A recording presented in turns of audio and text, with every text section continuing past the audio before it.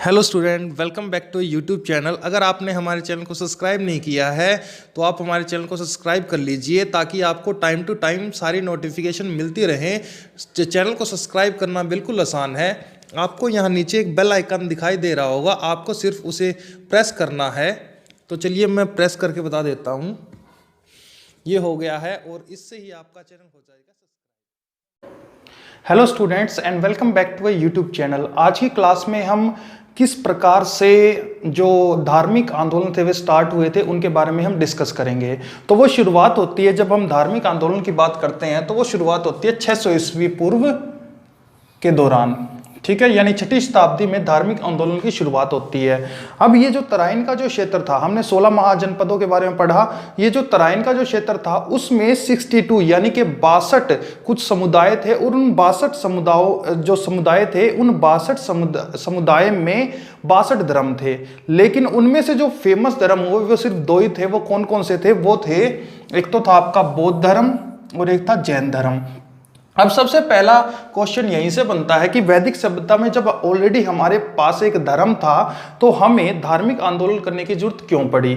Actual में जब कभी भी धर्म में कोई कुरीतियां या अंधविश्वास स्टार्ट हो जाता है तब उसको सही करने के लिए क्रांति लाई जाती है और उसी को क्या बोलता है, इंग्लिश में रेनेसा बोलते हैं। जैसे अगर हम इंग्लैंड के लिटरेचर की बात करें तो उसमें मार्टिन लूथर किंग माना जाता है रेनेसा का मतलब करता धरता। इसी प्रकार अगर हम इंडिया की बात करें, इंडियन हिस्ट्री की बात करें, तो इसमें जो धार्मिक सुधार के आंदोलन के लिए आगे आए थे वो कौन कौन से 2 धर्म थे? एक तो था ये बौद्ध धर्म और दूसरा था जैन धर्म। तो आज हम जो डिस्कस करेंगे वो हम डिस्कस करेंगे बौद्ध धर्म के बारे में। बौद्ध धर्म को स्टार्ट करने से पहले कुछ चीजें हमें पहले से पता होनी चाहिए कि किसी भी कोई मतलब धर्म को स्टार्ट करने से पहले उसके पीछे कोई ना कोई रीजन जरूर होता। वो रीजन क्या क्या थे उसी को हम डिस्कस करने वाले हैं। अब एक्चुअल में हुआ क्या था, वैदिक सभ्यता में हमने पढ़ा कि 4 वेद थे, ऋग्वेद, सामवेद, अथर्ववेद और यजुर्वेद। तो ऋग्वेद के 10वें मंडल में जो पुरुष सूक्त था, कौन सा था वो? ऋग्वेद का 10वां मंडल। और इसका निर्माण किसने कर दिया था? ऋषि महासूक्त्य द्वारा ये निर्माण किया गया था। और इसमें 4 वर्णों का उल्लेख किया गया था। वो 4 वर्ण कौन कौन से थे? ब्राह्मण, क्षत्रिय, वैश्य और शूद्र। अब ये जो ब्राह्मण के जो टाइप थे वो कितने थे? वो भी अलग अलग टाइप के बना रखे थे। अगर किसी एक इंसान को एक वेद का अगर नॉलेज है तो उसको क्या कहेंगे? हम ब्राह्मण कहेंगे। अगर किसी को 2 वेदों की नॉलेज है तो उसे हम क्या बोलेंगे? द्विवेदी। और अगर किसी को 3 वेदों की नॉलेज है तो उसे हम त्रिवेदी बोलेंगे। और अगर किसी भी इंसान को 4 वेदों की नॉलेज है तो उसे हम क्या बोलेंगे? चतुर्वेदी बोलेंगे। यानी कि ब्राह्मण के कितने टाइप हो गए? 4 टाइप थे। उसके बाद जो दूसरा वर्ण था वो था क्षत्रिय। क्षत्रिय वो वर्ण था जिसके अकॉर्डिंग वो सभी महाबलशाली योद्धा आते थे जो कि सुरक्षा का काम करते थे, ठीक है। उसके बाद आता है वैश्य। वैश्य यानी व्यापार करने का काम करेंगे। शूद्र, मैं आपको बता देता हूं शूद्रों का निर्माण कैसे हुआ, ठीक है। अब हुआ क्या था, जब आर्यंस आए थे तो आर्यन से पहले 250 वर्ष तक जो हमारी जो लैंड थी, भारत की जो इंडस नदी के किनारे जो हमारी लैंड थी, वहां पे इतिहासकार बोलते हैं कि वहां पर उधर साउथ से कुछ द्रविड़ लोग आ गए थे और द्रविड़ लोग आकर वहां पर रहने लगे। जब आर्यंस घोड़े लेकर वहां पे आए तो उन्होंने वहां पे द्रविड़ लोगों को खदेड़ दिया और उनको क्या बना लिया? शूद्र बना लिया, ठीक है। तो यानी कि शूद्रों का निर्माण इस प्रकार से हुआ था। तो यानी कि उसके अंदर मैं आपको बता देता हूं 4 वर्णों का उल्लेख मिलता है, ब्राह्मण, क्षत्रिय, वैश्य और शूद्र। अब इन 4 वर्णों के कुछ काम निश्चित कर दिए गए थे। पहले तो जो काम होते थे वो किस आधार पर होते थे? वो होते थे कर्म के आधार पर। यानी अगर कोई वेदों का अध्ययन कर लेता है तो उससे क्या होगा? वो ब्राह्मण बन सकता था। अगर कोई धनुर्विद्या सीख लेता है तो क्षत्रिय बन सकता था। लेकिन धीरे धीरे क्या हुआ, उन्होंने एक नया कॉन्सेप्ट क्रिएट किया और उन्होंने जन्म के आधार पर ये सभी चीजें कर दी और उनको डिवाइड कर दिया कि जिस जन्म में मतलब जिस जाति में वो जन्म लेगा उसी के अकॉर्डिंग उसका जो काम है वो निश्चित हो जाएगा। कैसे? ऐसे वर्ण व्यवस्था को जन्म के आधार पर कर दिया गया। जो ब्राह्मण थे उनको क्या कहा गया? केवल वेदों का आपको ज्ञान अर्जित करना है और धार्मिक अनुष्ठान करना है। यानी कि जो सर्वोपरि काम है जितने भी, वो सभी कौन करेगा? ब्राह्मण करेगा। अब काम आया क्षत्रिय का। क्षत्रिय को क्या बोल दिया गया कि लोगों की रक्षा करना है और बाहरी आक्रमणों से आपको सुरक्षित रखना है लोगों को। इसके बाद आया वैश्य। वैश्य यानी कि जो बिजनेसमैन वर्ग आ गया, यानी व्यापारी वर्ग, उनको क्या कहा गया कि आप आर्थिक समावेश बना के रखना है इस सोसाइटी या समाज में। उसके बाद आया शूद्र। अब शूद्र को क्या काम किया गया कि सभी कृषि आप लोग करेंगे शूद्र, और बाकी जो जितनी 3 कैटेगरी बच गई यानी ब्राह्मण, क्षत्रिय और वैश्य, इनकी क्या करनी है? सेवा करनी है।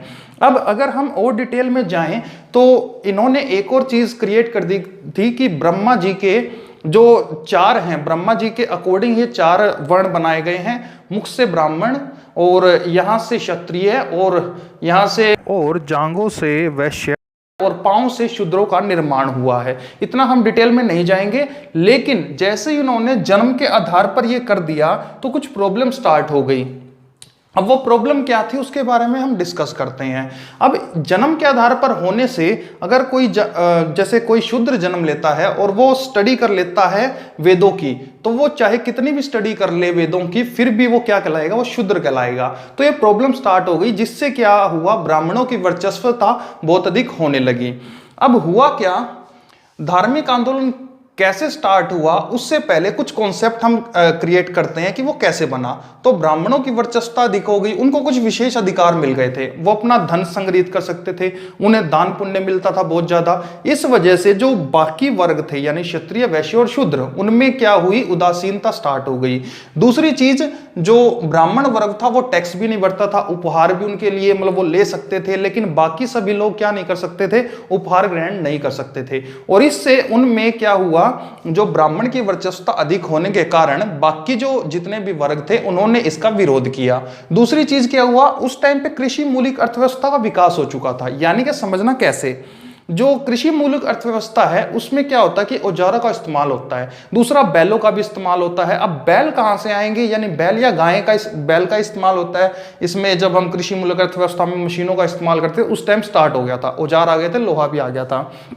अब इसमें क्या हुआ कि बैल का इस्तेमाल होगा, औजारों का इस्तेमाल होगा, लेकिन अब बैल खत्म होने स्टार्ट हो गए थे। रीजन क्या था? धर्म के नाम पर जो बैल था उनका मतलब वध किया जाने लगा था अनुष्ठानों के अकॉर्डिंग। अब इस कारण जो कृषि मूलक अर्थव्यवस्था थी वो डाउन जाने लगी। इससे क्या हुआ? जो कृषि वर्ग था वो भी प्रॉब्लम क्रिएट करने लगा कि ऐसे तो हमारा काम चलेगा नहीं। और इसके अलावा अंधविश्वासों की भी बहुत ज्यादा अनुष्ठानों में स्टार्टिंग हो गई थी, जिससे कि धर्म नीचे आने लग गया था। कौन सा धर्म? जो वैदिक धर्म था। अब दूसरा क्या हुआ? वैश्य वर्ग की नाराजगी। अब जो वैश्य वर्ग था, देखो शूद्र वर्ग भी नाराज, और उसके बाद वैश्य वर्ग, क्षत्रिय भी नाराज, क्योंकि जितना भी टैक्स भरना था वो किसको भरना था? क्षत्रिय को भरना था। और ब्राह्मण जो था उसको कुछ नहीं करना था, वो सिर्फ आराम से वर्चस्वता के अकॉर्डिंग सर्वोपरि रहेगा। अब हुआ क्या? वैश्य वर्ग में नाराजगी कैसे स्टार्ट हो गई? एक्चुअल में क्या था, वो अपना सूद से ही अपना बिजनेस करते थे, जैसे ब्याज पे पैसा दे करके इस तरीके से जो वैश्य थे वो अपना काम चलाते थे। अब जो इनकी जो पुस्तक थी, जो धार्मिक पुस्तक थी, कानूनी संबंधी एक पुस्तक बना रखी थी ब्राह्मण ने, और उस पुस्तक का नाम था धर्मसूत्र। और उसमें क्या बता रखा था कि अगर आप सूद लेकर के यानी ब्याज लेकर के अगर आप बिजनेस करते हैं तो इसको क्या माना जाएगा? इसको अधर्मी माना जाएगा, यानी आपको छोटा समझा जाएगा। अब इस वजह से जो वैश्य वर्ग थे उनका तो क्या था? उन्हें तो बिजनेस ही करना था। तो वैश्य वर्ग भी क्या हो गया? नाराज हो गया कि भाई ऐसे तो हमारा भी काम नहीं चलेगा। और उस टाइम पे वैदिक सभ्यता मतलब उसके जो धर्म में क्या हो गया था? अंधविश्वास बढ़ गया था, अनुष्ठान जो बहुत ज्यादा हो गए थे, उनके कुछ ज्यादा रूल्स बन गए थे, सारी पावर किसके पास आ चुकी थी? ब्राह्मणों के पास आ चुकी थी। तो इसी कारण, इन सभी रीजन के कारण ही धार्मिक सुधार स्टार्टिंग हुआ। यानी कि जो ब्राह्मणों की वर्चस्वता अधिक हो गई थी उसको खत्म करने के लिए ये धार्मिक आंदोलन स्टार्ट हुए थे। ठीक है। अब जो ये धार्मिक आंदोलन की शुरुआत होती है वो होती है 16 महाजनपदों से। ठीक है। अब इन 16 महाजनपदों का जिक्र कहां से हमें मिलता है? तो ये हमें मिलता बौद्ध साहित्य से। बौद्ध साहित्य के 2 टाइप हैं, यानी 2 पार्ट हैं। एक तो है पिटक साहित्य, दूसरा है पिटकोत्तर साहित्य। और जो पिटक साहित्य है इसके भी जो भाग हैं वो कौन सा? एक है सुत पीटक, दूसरा है विनय पीटक, और एक तीसरा है अभिधम्म पीटक। अब जो सुत पीटक है इसके 5 निकाय हैं। 5 निकाय का मतलब है 5 भाग है। और उन 5 भागों में क्या है? एक तो है दीर्घ निकाय, दूसरा है मध्यम निकाय, तीसरा है संयुक्त निकाय, चौथा है अंगुत्तर निकाय और पांचवा है खुद्दक निकाय। इसमें जो अंगुत्तर निकाय है इसमें ही आगे चल के जो ये अंगुत्तर निकाय है इसमें ही क्या वर्णन दिया हुआ है, इसी में ही 16 महाजनपदों का वर्णन दिया हुआ है। तो होप आपको ये जो स्टार्टिंग बेसिक कॉन्सेप्ट है धार्मिक आंदोलन की स्टार्टिंग का वो आपको अच्छे से समझ में आ गया होगा। अब यहीं से धार्मिक आंदोलन की जब स्टार्टिंग हुई तो बौद्ध धर्म जैन धर्म का क्रिएशन हुआ। तो अभी एक बार इसको आप स्नैप ले ले, फिर हम आगे बढ़ते हैं। तो चलिए स्टूडेंट, अब हम 16 महाजनपदों के बारे में डिस्कस करते हैं। अब ये जो 16 महाजनपद थे इनके बारे में हमने जो प्रीवियस वीडियो थी उसके बारे में थोड़ा सा डिस्कस किया था कि ये जो 16 महाजनपद हैं इनके बारे में जिक्र हमें कहाँ से मिलता है, बौद्ध साहित्य से मिलता है। बौद्ध साहित्य में मतलब 3 ये हैं साहित्य, पिटक साहित्य और पिटकोत्तर साहित्य। पिटक साहित्य फिर से डिवाइड होता है किसमें, सुत्त पिटक, विनय पिटक और अभिधम्म पिटक। अब ये जो सुत्त पिटक है इसके 5 निकाय हैं यानी 5 भाग हैं। उनमें से पहला है दीर्घ निकाय, दूसरा है मध्यम निकाय, संयुक्त निकाय और अंगुत्तर निकाय। अब इसमें जो ये अंगोत्तर निकाय है ये मोस्ट इंपोर्टेंट है। अंगोत्तर निकायों के अंदर ही हमारा क्या है, 16 महाजनपदों का उल्लेख है। क्वेश्चन आपका पूछा जा सकता है कि कौन से निकाय में, ऐसा कौन सा निकाय है बौद्ध ग्रंथ का जिसके अंदर 16 महाजनपदों का उल्लेख है, तो वो उसका आंसर क्या होगा, अंगुत्तर निकाय। अब ये तो हमें बात पता चल गई कि 16 महाजनपदों का उल्लेख किसमें है, अंगुत्तर निकाय में है। एक ये 5वां है खुद्दक निकाय। अब हम समझते हैं इन 16 महाजनपदों के बारे में थोड़ा सा। अब 16 महाजनपदों में जो 14 थे वो तो थे राजतंत्र। राजतंत्र मीन्स राजा के बाद उत्तराधिकारी उसका पुत्र ही होगा तो कहलाता है राजतंत्र। यानी 16 महाजनपदों में जो 14 थे वो तो थे राजतंत्र, बाकी बच गए 2 और उन्हीं 2 का हमें अच्छे से समझना होगा। जो वे 2 बाकी थे वो थे गण यानी गणतंत्र। यानी कि गणतंत्र से मीनिंग क्या होगा, जिसमें जनता द्वारा चयनित ही वहां पे शासक बनेगा। अब ये जो 2 गण थे उसमें जो पहला था वो था वज्जी और दूसरा कौन सा था, दूसरा था आपका मल गणराज्य। जो वज्जी संघ था, वज्जी संघ का निर्माण 8 संयुक्त गणों को मिलाकर किया गया था। और जो दूसरा ये था मल गणराज्य, इसकी राजधानी थी पावीपुरी और कुशीनगर। याद रखेंगे ये एग्जाम में पूछा गया है। जो मल गणराज्य है उसकी राजधानी कौन सी थी, पावीपुरी और कुशीनगर। अब इसके बाद क्या हुआ, जो 8 गणों को संयुक्त करके वज्जी संघ बनाया गया था। अब वज्जी संघ के जो 8 संघ थे उनमें से 2 इंपॉर्टेंट संघ थे, मतलब 2 इंपॉर्टेंट गण थे। वो कौन कौन से थे, एक तो था रामग्रास के कोली और दूसरा था कपिल वस्तु के शाक्य गण। यही 2 गण थे जो मोस्ट इंपॉर्टेंट हैं। यहीं से क्वेश्चन पूछ सकता है कि रामग्रास के कोली, कोली गण हो गया और इसका रामग्रास क्या थी, राजधानी थी। रामग्रास के कोली और कपिल वस्तु के शाक्य गण, शाक्य गण की राजधानी क्या थी, कपिल वस्तु थी। और इन दोनों गण के बीच में एक नदी बहती थी और उस नदी का नाम क्या था, रोहित नदी। याद रखेंगे मोस्ट इंपॉर्टेंट है। रामग्रास के कोहली और कपिल वस्तु के शाक्य गण के बीच में एक नदी बहती थी जिस नदी का नाम क्या था, रोहित नदी था। और इस नदी के बीच में ही जंगल था और उस जंगल का क्या नाम था, लुम्बिनी वन। और इस नदी की वजह से दोनों के दोनों गण में क्या हो रहा था, युद्ध हो रहा था, बड़ी प्रॉब्लम क्रिएट हो रही थी। अब युद्ध को समाप्त करने का एक ही तरीका था, वो क्या था, वैवाहिक संबंध। तो हुआ क्या, जो रामग्रास के कोली थे, यहाँ के जो राजा थे उनका नाम था अजन और उनकी पुत्री का नाम था महामाया। और शाक्य गण के जो राजा थे वो थे शुद्धोधन, और जो शुद्धोधन थे उन्होंने शादी कर ली महामाया से। इस वजह से जो रोहित नदी का विवाद था, ये नदी था और ये नदी कहाँ पड़ती थी, दोनों के बीच में, और इसी में जंगल पड़ता था और उस जंगल का नाम लुम्बिनी था। और यहीं पे जन्म होगा गौतम बुद्ध का। तो यहाँ पे ये जो इस रोहित नदी का विवाद खत्म कैसे हुआ, वैवाहिक संबंध से ही ये विवाद खत्म हुआ। यहाँ तक एक बार आप नोट डाउन कर लीजिए, उसके बाद हम आगे चलते हैं। अब हम आगे डिस्कस क्या करेंगे कि किस प्रकार से गौतम बुद्ध का जन्म होता है।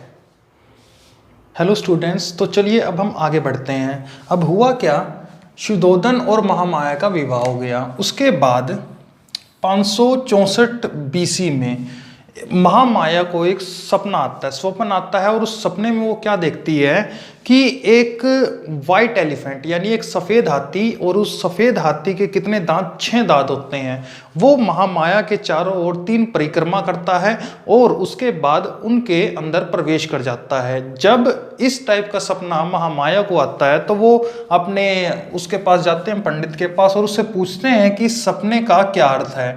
ये क्वेश्चन पूछा जा सकता है कि जो महामाया था उसको सपने में क्या देखा था, सफेद हाथी। सफेद हाथी ने कितनी परिक्रमा की थी, 3 परिक्रमा की थी, और वो 6 दांतों वाला था। जब इसको डिकोड किया गया तो यहां से उसने, पुरोहित ने बताया कि उन्हें बहुत ही जल्द एक पुत्र रत्न की प्राप्ति होने वाली है। तो इस प्रकार से इस सपने को डिकोड किया गया। उसके बाद हुआ क्या, 10 माह बाद, 10 महीने बाद, यानी 563 बीसी। अब 563 बीसी में क्या हुआ कि 10 महीने बाद जो महामाया थी वो कहाँ जा रही थी, अपने घर जा रही थी। अब घर जाते वक्त बीच में मैंने आपको पहले बताया था, ये तो इसका क्या हो गया, ये तो हो गया ससुराल, और ये राम ग्राम क्या हो गया, मायका। और यहाँ से यहाँ पहुँचने के लिए बीच में क्या आ रही थी, रोहित नदी आ रही थी। इसके बारे में हम डिस्कस कर चुके हैं। और रोहित नदी के अंदर ही जो है, ये लुम्बिनी वन के अंदर ही ये नदी थी। तो जैसे ही ये यहाँ से आगे बढ़ रहे थे तो जो महामाया ने प्रसव पीड़ा हुई, और वो उन्होंने कहाँ पे हुई, वो लुम्बिनी वन में। और लुम्बिनी वन में जन्म लिया किसने, गौतम बुद्ध ने, और उसका नाम क्या रखा, सिद्धार्थ। तो याद रखेंगे 563 ईस्वी में वैशाख पूर्णिमा में लुम्बिनी वन में रोहित नदी के पास, नेपाल में तराई के पास किसने जन्म लिया, गौतम बुद्ध, यानी कि उसका बचपन का नाम सिद्धार्थ था, यानी सिद्धार्थ ने जन्म लिया। ठीक है, अगर हम उसके नाम की बात करें तो बचपन का नाम उनका क्या था, सिद्धार्थ। और सिद्धार्थ का जो मीनिंग होता है वो होता है वह जो सिद्धि प्राप्ति के लिए जन्मा हो। ये भी क्वेश्चन आपसे पूछ सकता है कि जो सिद्धार्थ है उसका मीनिंग क्या है। जो सिद्धार्थ का जो पुत्र हुआ था राहुल, उसका भी एक मीनिंग था, उसके बारे में हम आगे डिस्कस करेंगे।